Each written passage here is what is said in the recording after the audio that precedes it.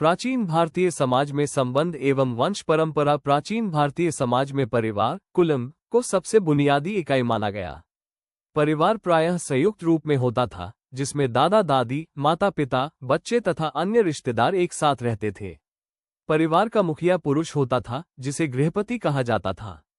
जन्म को धार्मिक और सामाजिक दृष्टि से अत्यंत महत्वपूर्ण माना जाता था। वंश परंपरा पितृसत्तात्मक प्रणाली पर आधारित थी, अर्थात गोत्र पिता के आधार पर निर्धारित होता था।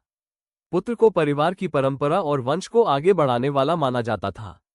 वंशानुक्रम व्यक्ति की प्रतिष्ठा, सामाजिक स्थिति और उत्तराधिकार के अधिकारों से जुड़ा हुआ था।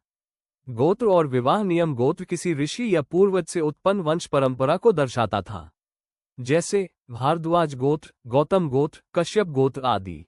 विवाह संबंधों में बहिर्गोत्र एक्सोगमी का नियम लागू था।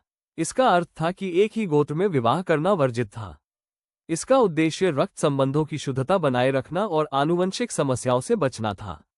इस प्रकार समाज में विवाह पूरी तरह स्वतंत्र नहीं थे, बल्कि जाति और गोत्र के नियमों द्वारा नियंत्रित किए जाते थे। ऋग्वैदिक काल 1500-1000 ईसा पूर्व में स्त्रियों को समाज में अपेक्षाकृत अधिक स्वतंत्रता और सम्मान प्राप्त था। वे धार्मिक अनुष्ठानों जैसे यज्ञ और हवन में पुरुषों के साथ भाग लेती थीं। उन्हें शिक्षा प्राप्त करने का अधिकार था। उदाहरण स्वरूप गागी, वाचकनवी और मैत्रेयी जैसी विदुषी स्त्रियां इस काल में प्रसिद्ध थीं। विवाह के समय स्त्रियों को स्त्रीधन, धन या संपत्ति दिया जाता था। इसके अतिरिक्त वे अपने पति के साथ वैदिक मंत्रों का उच्चारण भी कर सकती थीं। उत्तर वैदिक काल 1000-600 ईसा पूर्व में स्त्रियों की स्थिति धीरे धीरे कमजोर होने लगी। समाज सख्त पितृसत्तात्मक हो गया और स्त्रियों को शिक्षा से वंचित कर दिया गया। उन्हें धार्मिक अनुष्ठानों और कर्मकांडों से अलग कर दिया गया। बाल विवाह प्रचलित हो गया और विवाह में स्वतंत्रता लगभग समाप्त हो गई। उत्तराधिकार और संपत्ति के अधिकार भी स्त्रियों के लिए अत्यंत सीमित रह गए।